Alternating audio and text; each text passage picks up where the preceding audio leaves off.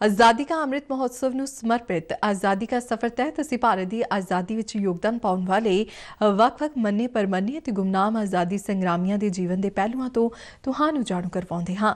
ਇਸ ਤੋਂ ਇਲਾਵਾ ਆਜ਼ਾਦੀ ਦੇ ਸੰਘਰਸ਼ ਨਾਲ ਜੁੜੀਆਂ ਹੋਰ ਗਤੀਵਿਧੀਆਂ ਬਾਰੇ ਵੀ ਦੱਸਦੇ ਹਾਂ।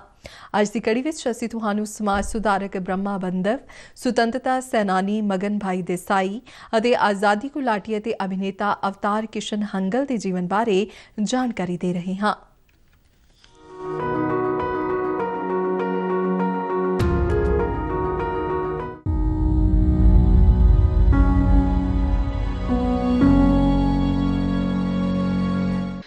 ਅੱਜ ਦੀ ਲੜੀ 'ਚ ਅਸੀਂ ਆਜ਼ਾਦੀ ਘੁਲਾਟੀਏ ਤੇ ਸਮਾਜ ਸੁਧਾਰਕ ਬ੍ਰਹਮਾ ਬੰਦਵ ਨੂੰ ਯਾਦ ਕਰ ਰਹੇ ਹਾਂ, ਜਿਨ੍ਹਾਂ ਦਾ ਜਨਮ 1 ਫਰਵਰੀ 1861 ਨੂੰ ਪੱਛਮ ਬੰਗਾਲ ਵਿੱਚ ਹੋਇਆ ਸੀ। ਬ੍ਰਹਮਾ ਬੰਦਵ ਆਪਣੇ ਕਾਲਜ ਦੇ ਦਿਨਾਂ ਤੋਂ ਹੀ ਆਜ਼ਾਦੀ ਸੰਗਰਾਮ ਵਿੱਚ ਸ਼ਾਮਿਲ ਹੋ ਗਏ ਸਨ। ਉਹ ਕੇਸ਼ਵ ਚੰਦਰ ਸੇਨ ਨਾਲ ਗੂੜੇ ਰੂਪ 'ਚ ਜੁੜੇ ਹੋਏ ਸਨ। ਸਵਾਮੀ ਵਿਵੇਕਾਨੰਦ ਦੇ ਜਮਾਤੀ ਰਹੇ ਅਤੇ ਰਵਿੰਦਰਨਾਥ ਟੈਗੋਰ ਤੋਂ ਉਹ ਭਲੀ ਭਾਂਤੀ ਜਾਣੂ ਸਨ। ਅਜਿਹਾ ਕਿਹਾ ਜਾਂਦਾ ਹੈ ਕਿ ਵਿਵੇਕਾਨੰਦ ਨੇ ਕ੍ਰਾਂਤੀ ਦੀ ਲੋਜ ਲਾਈ ਤੇ ਬ੍ਰਹਮਾ ਬੰਦਵ ਨੇ ਉਸ ਨੂੰ ਪ੍ਰਜਵਲਿਤ ਕੀਤਾ, ਉਸ ਦੀ ਰੱਖਿਆ ਕੀਤੀ ਅਤੇ ਬਲੀਦਾਨ ਦੀ ਭਾਵਨਾ ਨੂੰ ਪ੍ਰੋਤਸਾਹਿਤ ਕੀਤਾ। ਬ੍ਰਹਮਾ ਬੰਦਵ ਨੇ ਆਪਣੀ ਪੱਤਰਿਕਾ ਸੰਧਿਆ ਰਾਹੀਂ ਬਰਤਾਨਵੀ ਸਾਮਰਾਜਵਾਦੀ ਸਰਕਾਰ ਦੀਆਂ ਸ਼ੋਸ਼ਣ ਕਰਨ ਵਾਲੀਆਂ ਨੀਤੀਆਂ ਨੂੰ ਲੋਕਾਂ ਸਾਹਮਣੇ ਉਜਾਗਰ ਕੀਤਾ। 1905 ਵਿੱਚ ਬੰਗਾਲ ਦੀ ਵੰਡ ਖਿਲਾਫ ਅੰਦੋਲਨ ਮਗਰੋਂ ਰਾਸ਼ਟਰਵਾਦੀ ਵਿਚਾਰਧਾਰਾਵਾਂ ਨੂੰ ਹੱਲਾਸ਼ੇਰੀ ਮਿਲੀ ਅਤੇ ਕਈ ਪ੍ਰਕਾਸ਼ਨਾਂ ਨੇ ਉਨ੍ਹਾਂ ਦਾ ਪ੍ਰਚਾਰ ਕਰਨ ਵਿੱਚ ਸਰਗਰਮ ਯੋਗਦਾਨ ਪਾਇਆ। 10 ਸਤੰਬਰ 1907 ਨੂੰ ਬ੍ਰਹਮਾ ਬੰਦਵ ਨੂੰ ਗ੍ਰਿਫਤਾਰ ਕਰ ਲਿਆ ਗਿਆ ਤੇ ਉਨ੍ਹਾਂ ਉੱਪਰ ਭੜਕਾਊ ਲੇਖ ਪ੍ਰਕਾਸ਼ਿਤ ਕਰਨ ਵਾਸਤੇ ਰਾਜ ਧਰੋਹ ਦਾ ਮੁਕੱਦਮਾ ਚਲਾਇਆ।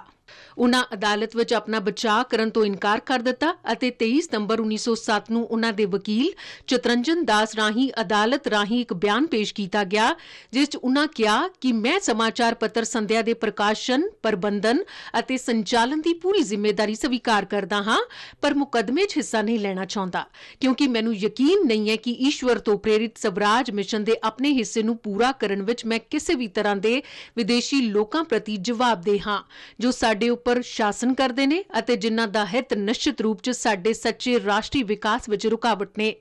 ਮੁਕੱਦਮੇ ਦੌਰਾਨ ਬ੍ਰਹਮਾ ਬੰਦਵ ਨੇ ਪੇਟ 'ਚ ਦਰਦ ਦੀ ਜਾਣਕਾਰੀ ਦਿੱਤੀ ਤੇ ਉਨ੍ਹਾਂ ਨੂੰ ਕਲਕੱਤਾ ਦੇ ਕੈਂਪਬੈਲ ਹਸਪਤਾਲ ਵਿੱਚ ਭਰਤੀ ਕਰਵਾਇਆ ਗਿਆ। 27 ਅਕਤੂਬਰ 1907 ਨੂੰ ਸਿਰਫ 46 ਸਾਲ ਦੀ ਉਮਰ ਵਿੱਚ ਉਨ੍ਹਾਂ ਦਾ ਦੇਹਾਂਤ ਹੋ ਗਿਆ।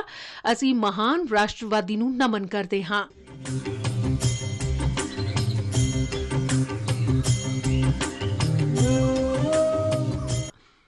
ਅੱਜ ਅਸੀਂ ਗਾਂਧੀਵਾਦੀ ਸੁਤੰਤਰਤਾ ਸੈਨਾਨੀ ਮਗਨ ਭਾਈ ਦੇਸਾਈ ਨੂੰ ਵੀ ਯਾਦ ਕਰਦੇ ਹਾਂ, ਜਿਨ੍ਹਾਂ ਦਾ ਦੇਹਾਂਤ 1 ਫਰਵਰੀ 1969 ਨੂੰ ਹੋਇਆ ਸੀ।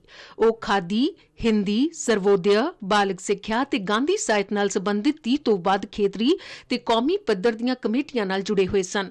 ਮਗਨ ਭਾਈ 1921 ਵਿੱਚ ਗਾਂਧੀਵਾਦੀ ਵਿਚਾਰਧਾਰਾ ਤੋਂ ਪ੍ਰੇਰਿਤ ਹੋਏ ਅਤੇ ਆਜ਼ਾਦੀ ਸੰਗਰਾਮ ਵਿੱਚ ਸ਼ਾਮਿਲ ਹੋ ਗਏ। ਗਾਂਧੀ ਜੀ ਦੀ ਪ੍ਰੇਰਨਾ ਨਾਲ ਹੀ ਉਹ ਵਰਦਾ ਦੇ ਮਹਿਲਾ ਮਹਾਵਿਦਿਆਲਿਆ ਦੇ ਇੰਚਾਰਜ ਬਣੇ। ਮਗਨ ਭਾਈ ਦੇਸਾਈ ਨੂੰ ਆਜ਼ਾਦੀ ਸੰਗਰਾਮ ਵਿੱਚ ਹਿੱਸਾ ਲੈਣ ਵਾਸਤੇ 1932 ਵਿੱਚ ਗ੍ਰਿਫਤਾਰ ਕਰ ਲਿਆ ਗਿਆ। ਮਗਨ ਭਾਈ ਦੇਸਾਈ ਨੇ ਆਪਣੀ ਉਮਰ ਦੇ 24 ਵਰ੍ਹੇ ਗੁਜਰਾਤ ਵਿਦਿਆਪੀਠ ਦੀ ਸੇਵਾ ਨੂੰ ਸਮਰਪਿਤ ਕਰ ਦਿੱਤੇ। 1957 ਚ ਉਹਨਾਂ ਨੂੰ ਗੁਜਰਾਤ ਯੂਨੀਵਰਸਿਟੀ ਦਾ ਚਾਂਸਲਰ ਬਣਾਇਆ ਗਿਆ। ਆਪਣੀ ਮੌਤ ਤੱਕ ਮਗਨ ਭਾਈ ਦੇਸਾਈ ਨੇ ਗਾਂਧੀਵਾਦੀ ਸਿਧਾਂਤਾਂ ਨੂੰ ਅਪਣਾਉਣਾ ਜਾਰੀ ਰੱਖਿਆ। खून खराबे से कोई झगड़ा खत्म हुआ है? दिलों में नफरत और हाथों में हथियार लेकर कोई मसला हल हुआ आज तक? ਅਸੀਂ ਆਜ਼ਾਦੀ ਘੁਲਾਟੀਏ ਤੇ ਅਭਿਨੇਤਾ ਅਵਤਾਰ ਕਿਸ਼ਨ ਹੰਗਲ ਨੂੰ ਵੀ ਯਾਦ ਕਰ ਰਹੇ ਹਾਂ, ਜਿਨ੍ਹਾਂ ਦਾ ਜਨਮ 1 ਫਰਵਰੀ 1914 ਨੂੰ ਸਿਆਲਕੋਟ ਪੰਜਾਬ ਵਿੱਚ ਹੋਇਆ ਸੀ। ਏ.ਕੇ. ਹੰਗਲ ਨੇ ਆਪਣਾ ਬਚਪਨ ਤੇ ਜਵਾਨੀ ਪੇਸ਼ਾਵਰ 'ਚ ਬਿਤਾਈ, ਜਿੱਥੇ ਉਹ ਥੀਏਟਰ ਵਿੱਚ ਅਭਿਨੇ ਕਰਦੇ ਸਨ।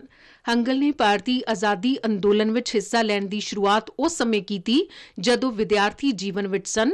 ਜਲਿਆਂਵਾਲਾ ਬਾਗ ਨਰਸੰਹਾਰ ਦੇ ਖਿਲਾਫ ਉੱਤਰ ਪੱਛਮ ਸੀਮਾਵਰਤੀ ਪ੍ਰਾਂਤ ਵਿੱਚ ਵਿਰੋਧ ਪ੍ਰਦਰਸ਼ਨ ਵਿੱਚ ਉਹ ਸ਼ਾਮਿਲ ਹੋਏ।